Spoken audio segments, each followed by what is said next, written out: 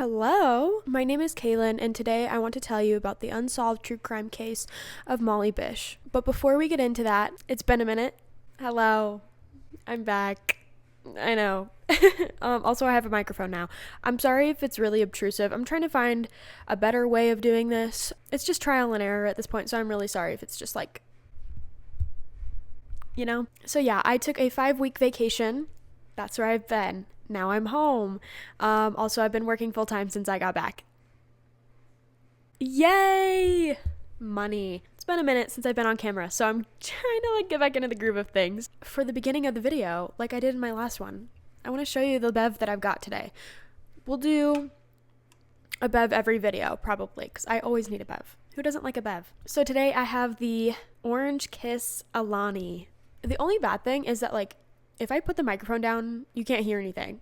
Also, I'm sorry if you hear my dryer going. I'm sorry. Oh my gosh, I have not had an Alani or any energy drink in such a long time. Well, I think I had one when I first got back. Before that, I didn't have a single energy drink the whole time I was home. So anyways, I hope the audio is okay. I really want to stop yapping and let's get into the video. So like I said, today I want to talk to you all about the unsolved true crime case of Molly Bish. While this case seems cut and dry at face value, it has some complexities lying beneath the facts of the case and all of the witness statements. It was much easier to find information about this case online compared to my 2 previous cases, given that it occurred in 2000. And actually, the search for Molly that was conducted was the largest scale search for anybody in Massachusetts state history. As with my other cases, I ask that you respect our victim today and her family in the comments if you do decide to comment below, and to be sensitive to the tragic nature of the disappearance and the death of Molly Bish. As for a little content warning, topics such as abduction, SA, and murder will be discussed, so if any of those topics are too triggering for you right now, I suggest that you skip out on this video, click out, go watch something else, go watch one of my other videos, something like that. Please protect your mental health, that is paramount, as always. So without further ado, let's get into the case. Molly Ann Bish was born on August 2nd, 1983 to her parents John Bish Sr. and Maggie Bish in Detroit, Michigan. They lived in Detroit until they moved to the peaceful town of Warren, Massachusetts. They made this move for actually really important reasons. Detroit became extremely dangerous and their neighborhood actually became infiltrated by violence and crime. So they decided to move to somewhere super small and peaceful, and they decided on Warren, Massachusetts. Molly was the youngest of 3 kids and was described as being very funny and very social. She was a very active kid, having played softball and soccer and basketball. Obviously, she didn't have any issues making friends. She was an upcoming senior in high school, actually, and was described as being loved by everyone. When she was 16 years old in the summer of 2000, she secured a job as a lifeguard at the local Commons Pond in Warren, Massachusetts. Her family were very proud of her for obtaining this job, as she worked extremely hard for it and definitely deserved it. In my research, I read that Molly's siblings had already left and gone to college, so she was the last one home, but she wasn't far behind. She was surrounded by so much love from her family and friends, and like I said, had a very active social life. Before I delve into what actually happened to Molly, I feel like I need to give you all a little context as to the geography of Commons Pond, where Molly worked. It is located at the south end of Warren, Massachusetts, which is north of the I-90 or Massachusetts Turnpike. The pond is, and was at the time, very lush, surrounded by largely wooded areas.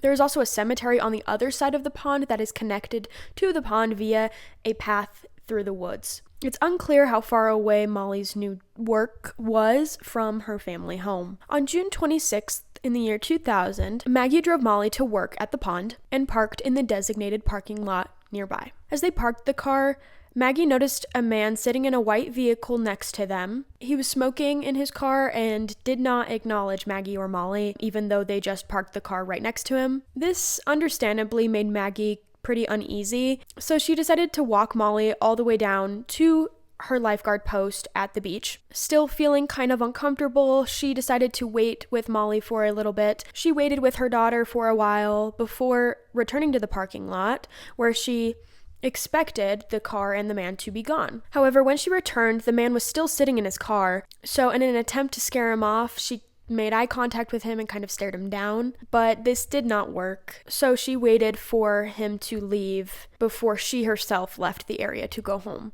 She did all of this in an effort to make sure that her daughter would be safe because the area is pretty isolated. The next day, June 27th, Maggie once again drove her daughter to work at Cummins Pond. Feeling relieved that the suspicious man from the day before was nowhere to be seen, she dropped Molly off and watched her walk down to the shore. On this day, Maggie also reported seeing a large truck that was unloading sand for the beach in the area.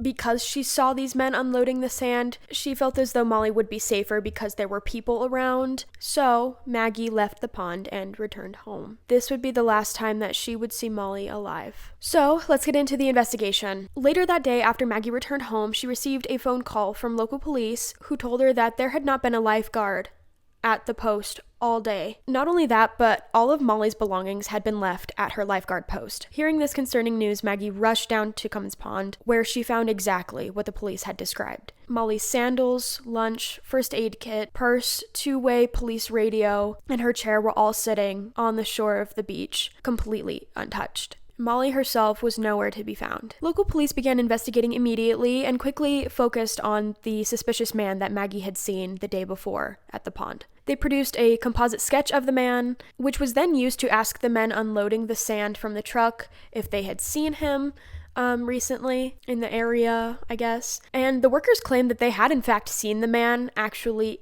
in that described vehicle very soon before Molly arrived. But he left just before Maggie and Molly got there that day. Also, an employee at the cemetery on the other side of the pond claimed to have seen that vehicle, the white vehicle, later that morning after Molly had already arrived to the pond for work. Because the cemetery and the pond are connected, this is where Molly's father believes that she was abducted. The composite sketch was resulting in no leads, so Maggie decided to start an email chain because that's what people did in 2000. So she decided to start an email chain in an attempt to gain information about Molly's disappearance. This email chain reached about 35,000 people with photos of Molly, and a website was established to hopefully receive tips from anyone who knew any information about Molly's disappearance. Unfortunately, an entire year went by with no leads in the case. It was at this time where Maggie consulted a different sketch artist to hopefully create a more accurate sketch of the man that she saw in the white vehicle the day before Molly's disappearance. After 9 hours of the women talking and describing the man, a new sketch was created, which immediately made Maggie feel uncomfortable because it was almost perfect. The depiction of this man created that uneasy feeling for Maggie, so she knew that this sketch was probably a better way to gain information. Also, it's important to note that the police did search Cummins Pond multiple times, but found no evidence of Molly's remains, and they established like I talked about earlier, the largest scale search for a missing person in the entirety of Massachusetts. After searching the lake several times, they never found any evidence of Molly being in the lake, which ruled out the possibility of an accidental drowning. So now we're going to fast forward to 3 years after Molly's disappearance. Her remains were found in the Whiskey Hill area of Palmer, Massachusetts, by a hunter who saw a blue swimsuit in the woods, about 5 miles away from where Molly disappeared. Due to the decomposition of the remains that were found, police and examiners were unable to identify a cause of death for the remains, which were identified as Molly's based on DNA. However, investigators do believe that it was a homicide. This case still remains active, and there is a $100,000 reward for information relating to the disappearance and suspicious death of Molly Bish. So now I'm going to go ahead and get into the theories of this case. Over the years, several suspects have been named in the suspicious death of Molly Bish. Some of these names include Rodney Stanger and Gerald Battistoni. However, there have never been any arrests made in this case, and that's extremely important to note. So for our first theory, some believe that maybe Molly left her lifeguard post to go hang out with friends or her boyfriend. This theory is very unlikely, though, as she left behind her ID and some uncashed checks from her job. Not only did she leave behind her belongings, but she was also known to have a very strong work ethic and wouldn't just leave her work, her job, that she worked really hard to obtain. The second theory is that Francis Sumner murdered Molly Bish. Francis Sumner was found deceased in his home in Spencer, Massachusetts in 2016, and he was a registered offender and had an extensive criminal record. In 1982, about 18 years before Molly's disappearance, Sumner was convicted of aggravated SA and kidnapping, and actually spent about 9 years incarcerated for those crimes. However, his son's DNA was tested, and Sumner was not a match to the DNA on her remains, or the DNA that they found. Despite his death in 2016, Sumner still remains a person of interest in this case. So, I know there weren't a lot of theories. This case is really difficult specifically because she was young and there was no witnesses that saw anyone specifically. I think the biggest key in this case is the suspicious man that was sitting in the white vehicle that made Molly's mother extremely uncomfortable. But unfortunately, he has never been conclusively identified. So because of that, it makes this case extremely difficult to solve. So, of course, the disappearance and death of Molly Bish has been extremely hard on her family over the years. If you or someone you know has any information about this case, I will be leaving a link in the description below where you can submit a tip on the Unsolved Mysteries website. As always, I will provide all of my sources in the same description box below. In case you would like to do even further research on this case, if there's anything you find interesting, comment it down below and I will absolutely reply. I appreciate you all for taking the time to listen to Molly's case. And if you want to learn about any other true crime cases, unsolved cases, consider subscribing to this YouTube channel. I will be more active soon. Thank you so much for watching, and let's get justice for Molly Bish.